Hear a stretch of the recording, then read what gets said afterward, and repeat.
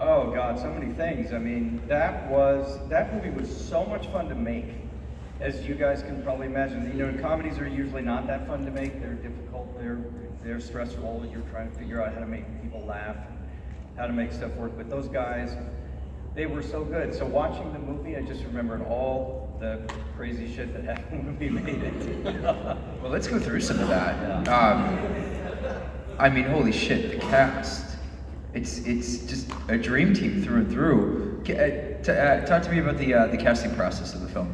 So it's not, I mean, you look at it now and you say a lot of these guys are big stars and pretty well known. They were not big stars and not so well known then. So when we put the movie together, it was based on the script, which was written by this guy, Rich Wilkes, who he says he's the one who wore corduroy pants. Rich Wilkes, who also, has anybody ever seen the movie The Stoned Age? Yes. Yes. And didn't he just, he recently wrote the Motley Crue biopic, right? The Dirt? Yes, he did. Yeah. Right, The Stone Age, which was called Cruisin', I think, originally. Yeah, he had written that before this. Anyway, the script was great. We got the movie made based on the script. We weren't told by Fox that we needed to have big stars, but obviously you want to get good people. Brendan was pretty well known. He'd already done Encino Man. So but he was still considered sort of an up-and-comer, and we got him on, I think, first thing. And then Adam was on SNL. He had a following in stand-up. He had not made any movies under his own, he hadn't made his own movies yet. I think he was in Shakes the Clown, is what I'd seen. You guys seen that? That's a great movie, by the way.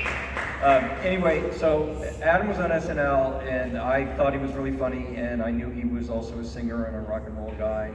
So we called him in to meet, and I met him, and I thought he was great. And Steve Buscemi had really only done indie films at that point, and a couple roles as a villain in more mainstream things.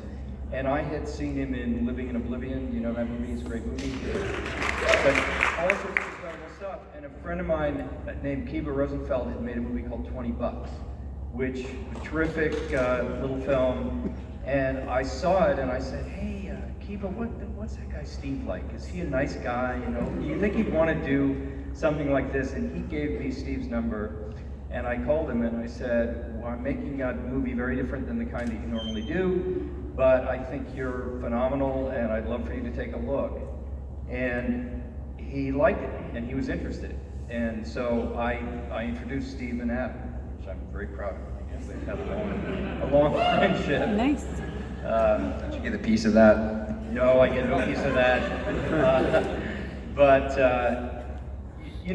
getting those three guys was a big deal. Now, Chris Farley was obviously, he was in fact probably better known than Sandler at that point from SNL, and we had two Ghostbusters in there, which was great. Big Chicago presence in this movie. You guys know that, right? Harold Ramis, Nina Shamasco, Joe Mantegna, Chris Farley. I consider a Chicago guy, so it's a lot of Chicago up there. Give me a Chris Farley story. So, Chris Farley, the sweetest guy on earth, and really, really something. I remember Sandler took me to see him do stand-up somewhere in Redondo Beach or something like that, and he was a sweetheart like I've never seen. He was also grappling with all his addictions and things like that. He had two people around him all the time, and he would introduce them as, they're my buddies, they're gonna keep me straight, they're gonna keep me from being my own worst enemy. And he was very good natured, he was in a good frame of mind. He was trying to, sort of stay on the straight and narrow as much as he could. But the stories with him are mostly just what an amazing performer that guy was, and how physical he was. There are little teeny details, like when the bullets go off and he hits the deck and then pops back up. He was, not a lightweight, and he could throw his body around like nobody else. It was amazing. We have a mic malfunction. Hold on. Am I not? Oh, is it back? Maybe back. I'm just not letting it switch. I'm very meek, man. You've worked on a lot of big films with a lot of big actors, a lot of television, Californication, Dexter, American Horror Story. What does this film mean to you in your career? When you look back on it as a filmmaker, was this an important piece of your filmography? Yeah, I mean, for me it was. I had, I made Heathers, which got kind of, a lot of attention for first film, and I made Hudson Hawk, which got a lot of negative attention for a film. And I actually was going to do Ed Wood, the Tim Burton movie, because my buddies wrote that script, and they called me and said, hey, they'd written Problem Child. You know that movie, Problem Child? Yeah. Scott Alexander and Larry Karaszewski, who were my friends from film school, they'd made Problem Child, I'd made Hudson Hawk, and they called me one day and they said, hey, we have an idea to make a movie about the life of Ed Wood. I said, well, we are the perfect guys for that, because like Ed Wood, we know what it's like to wake up on a Friday and read in the papers that you've made the worst movie ever. And anyway, we sent it to Tim to produce it. And he loved the idea. I was no script at that point. He loved the idea so much that he really wanted to direct it. No, he did a great job. I don't know about that. But so Tim made that, and I was like, shit, I wanted to make that movie. And an executive from Fox came to me with Airheads, and so I was kind of feeling like I should have never given up input. So in my career, but at that point, I didn't know, and I thought, okay, this is more of a mainstream comedy. And I thought it was really funny, and I loved the rock and roll stuff, and so I wasn't really sure it was the right thing to do at the time. Yeah. And I had a great time, and I loved it. So it means a whole lot to me. It means a lot to me too. Yeah. Let's take some questions from the audience. Oh, that was legitimately the fastest arm raise we've ever had. Go ahead. What can you tell us about working with Lemmy and anything and his take on being referred to as God in the film? Yes. Well, so, that scripted line, which was laugh out loud in the script, we thought, well, let's see if maybe we can get Lemmy to be in the movie. And aside from this sort of feeling like, is that cheesy to have the guy in there when we're referring to him as God? Still, I said, let's pursue this and see if he has any interest. And he was absolutely game for it. We set a time, we said, we need you there, it's gonna be boring, you're gonna hang out. He came and he hung out with everybody. Extremely nice guy. And you think, I don't know what Lemmy's gonna be like, and he was, I think he had a lot of fun, sort of the sense I got. Yeah. Lemmy's not in many movies. No. Maybe just Airheads? Trauma. Oh, that doesn't count. Yes, it does. Sorry though, all you Trauma fans. Trauma count. Yes. In regard to balancing comedy, I find that it stems from three sources: directing, writing, and improv, if there's any. How did you find that balance? How much weight exists in each of those things to find that final product? Normally, I'm not a big improv guy in movies. It kind of depends on what the film is. In this case, Adam brought so much of his particular flavor and his particular kind of humor to the part. And so I don't know if it was normally what you call improv, but he brought a lot of details of a lot of stuff. Like the little dance he does outside with the cop. That's Alan Covert, his good friend and colleague, and they worked that out. That was not, actually, you know what? I think there was something in the script about that, but to let him do that, it's just so funny. So when you say you have to give the actors room to bring all these things to it, and script needs to be there. You need to have the script to make the humor work. All the funny lines in this movie were written by Rich Wilkes. It was, when you read the script, you said, this is going to be really funny.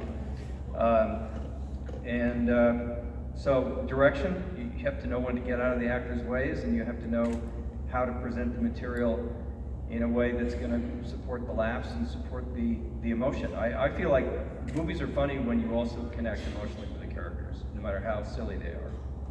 Yeah, some of the small, I mean, through and through, you can tell the people involved in this film just loved heavy metal. It's everywhere, from the stickers in the vans to their practice room. Do you like heavy metal? Yeah, but I wasn't, I'm actually a little older. For me, heavy metal was kind of a later development in rock and roll, and it wasn't, I was a little bit more in the either San Francisco psychedelic scene, which I grew up around, and punk rock, that sort of thing, where I was in New York in the 70s. So, and Rich Wilkes is more of a punker. He's sort of, and we didn't want to make fun of metal at all. In fact, we wanted to make fun of hair bands of the worst kind, which you see in LA, or you saw in LA all over the place. But yeah, I mean, it was kind of a revelation for me, like to have White Zombie in there. I think that they were incredible. There's a story that originally that was supposed to be Cannibal Corpse, but Jim Carrey used them in Ace Ventura. That may be true. Yeah. Yes. Did you always know you were going to call it Airheads? Did you always know you were going to call it Airheads? That was the title on the script that I was sent. And, aside from wondering, like, shit, you put out a movie called Airheads, there's going to be a certain percentage of critics who are going to go right for the title, which they did. But, I worked on a television show called Bored to Death, and it's the same sort of thing. It's like, what do you do? That's a great show, by the way.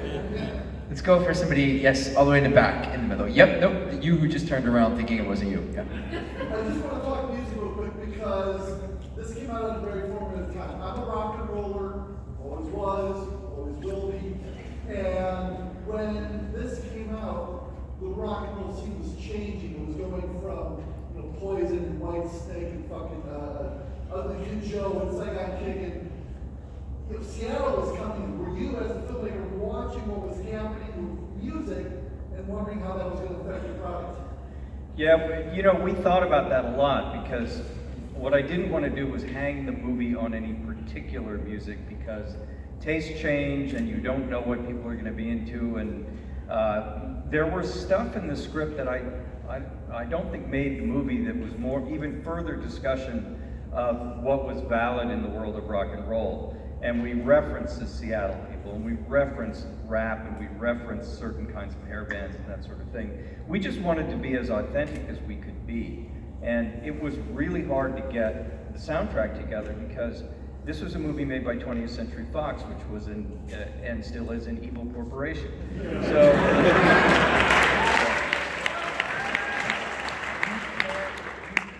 get like legitimate street level really good rock and rollers to give their music up for a commercial movie, and it was heartbreaking sometimes, because some of the things that we pursued, the bands would just say, nope, we're not going to go in a studio film. I love that you name drop Saigon Kick, by the way. Bands, it's great. Yes. Is there anybody who's talking about getting this movie back in print on Blu-ray? Oh man, Who's on menu? What, should we make a call on stage? Yeah, I don't Can we know. do it? I don't know. That's it's probably owned by Disney now. Boo. Is it out of print? I didn't know it was out of print, but I'll believe it. Yeah. Wow. Oh yeah, right here, easy. Can you talk about the decision to cast Michael Richards and what it was like directing him? Well, that was another case where Michael was a TV star. He wasn't doing a lot of movies, but everybody knew him. Everybody loved him as Kramer, and I think that the thought was he was so good with his particular kind of physical comedy that if we could get him to do it, it would be great, because that was actually a very thin role if you think about it. He plays this nerdy accountant, and he climbs into the air conditioning system. So he was really great to work with, and he was also physically game to do anything, all that crawling around and all the going through the pipes and stuff like that. He was totally fun. And he and McKean were hilarious together. The only time in my life where I ruined a take by laughing was when the two of them, I think it's the scene where they talk about his hemorrhoids or whatever, but I could not stop laughing. I had to leave. I had to go in another room. So